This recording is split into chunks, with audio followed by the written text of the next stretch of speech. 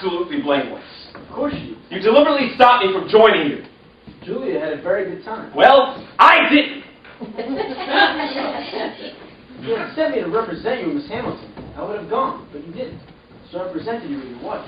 Is that included in the normal duties of an angel? Sometimes, Henry, angels must rush in where fools fear to tread. I have the faintest idea what that means, and I don't want it explained to me. Furthermore, I solved my problem, and you can go. Have you? Mrs. Hamilton is giving the money for the cathedral. That was a foregone conclusion. If you were willing to make a slight sacrifice to your principles. Isn't that glorious edifice worth it? I'm not so sure of its glory at a time like this. Oh, you're not. These are lean years for the world, Henry. So many people need food. So many people need shelter. That big roof can make so many little roofs. She is a selfish, materialistic woman. She wouldn't listen to such talk. Did you try, Henry? It's done. It's settled. You came to me so that I can get a cathedral. I got it. You have the decency to get out of this house, out of my life, away from Julia. Suppose you prayed for that. It was your prayer that brought me.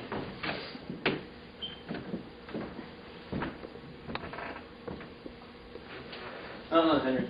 That was no prayer. It came straight from my heart. All I want is for you to go. Julia doesn't. Julia, get out of here. Get out! No need to raise your voice, Henry. Julia's coming down the stairs. Don't let her see you like this. Please, try to calm down. Put yourself together.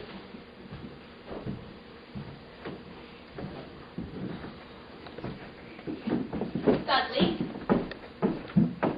Debbie wants Dudley to go up and say goodnight to her. Where is he?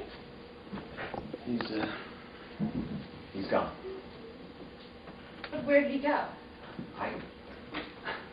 How should I know? Presumably he went out to amuse himself. Maybe he went to the movies. Why would he leave so suddenly? Because I dismissed him. You what? I got rid of him. Told him to go away. Fired him. But why? Because he's incompetent. He's no good at his job, and because I can't stand the sight of it.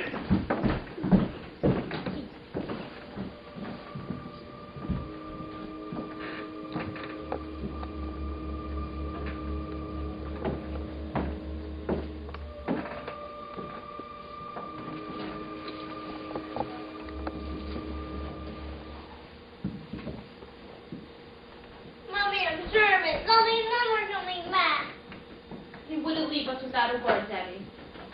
You should never say never. Dudley himself told me that. But where is he? Come here, Debbie. He wouldn't leave us without a word. Besides, he told me he was going to tell you all about Santa Claus. He says he knows Santa Claus very well. It's late. We'll have to go to bed. He wouldn't leave us without a word. Would he, Matilda? No, that wouldn't be like him. Not Mr. Dudley. Come on, Debbie. You'll get ready for your supper. Will you come see me when I get back, Mommy? Of course I will.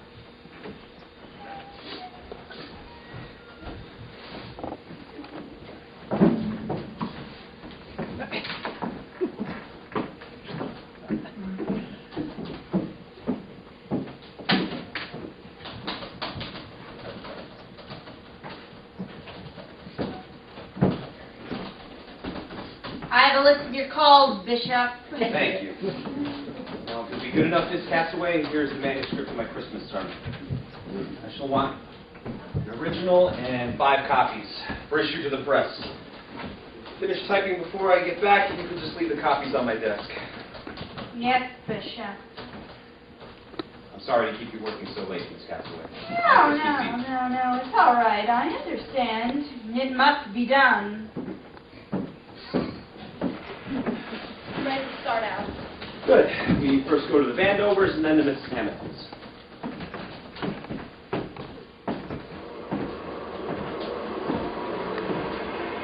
Hey, Julia. Sylvester, what are you doing out here? Well, I'll tell you, I've been waiting on here for an hour or so. Chance to make another skating body, and I wanted to get in on it. Where's Dudley? Oh, you got a preacher with you. Yes, it is. Oh, I get it. It's going to be a wedding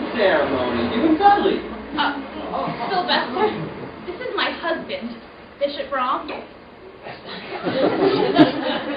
How do you do?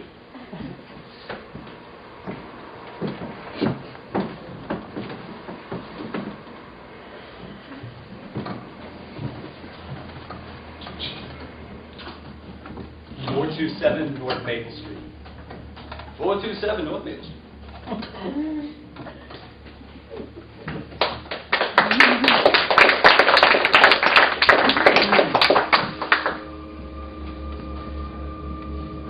Look at him. Oh, it's you, Dudley. I didn't see you there. Oh, Miss Brom's been looking for you all day. What about Miss Brum? She's been popping in and out of here all day saying, "Where's Dudley? Have you seen Dudley?" Where is she? She and the bishop had some calls to make, ending at Miss Hamilton. I'll type that. Going home. Oh, but the bishop told Never me. mind that. You can't work on Christmas Eve. Oh. Good night, Mildred. Oh, thank you. Good night, Dudley. Good night.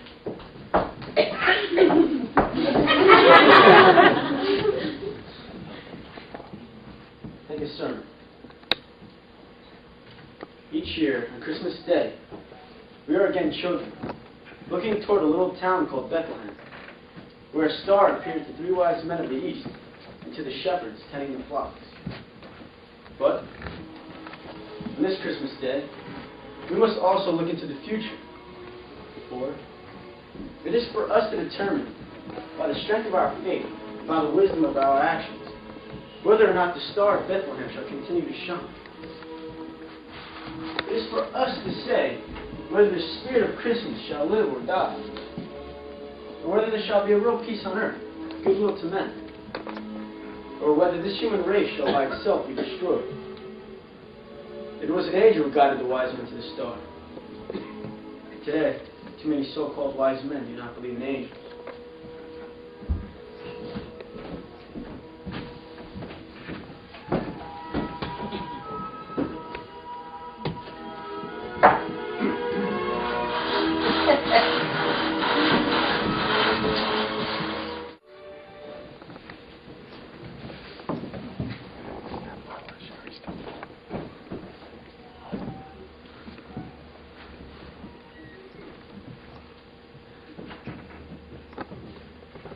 Hello, Professor. Ah, Henry, this is a surprise. And an honor. Yeah. Come in, my dear fellow. Come in. Sit down. No, this is the only reliable chair. Now, have a glass of sherry. No, thank you, Professor. Oh, but I insist. I want to show you something that even you cannot understand, even with all your ecclesiastical knowledge. You see this bottle? You'll note that it is full. Now watch.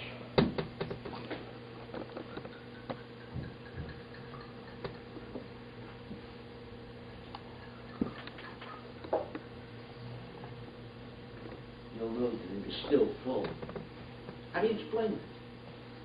And the sherry itself, it warms, it stimulates, it inspires. But no matter how much you drink, it never inebriates. A miracle. I think I can account for it. Dudley has been here. Yes. Dudley has taught me things about history. Opened my eyes.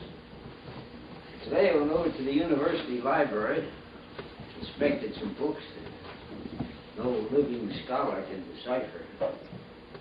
Suddenly I found that I was able to understand them. And more, my book, because of Dudley, I've started. Let's face it, Henry, this Dudley is no mortal man like us, is he? How did you know? I can't say. But who is he? What is he? He says he's an angel. An angel? Heaven? I'm not so sure about heaven. An angel. Too bad. He's such a nice fellow.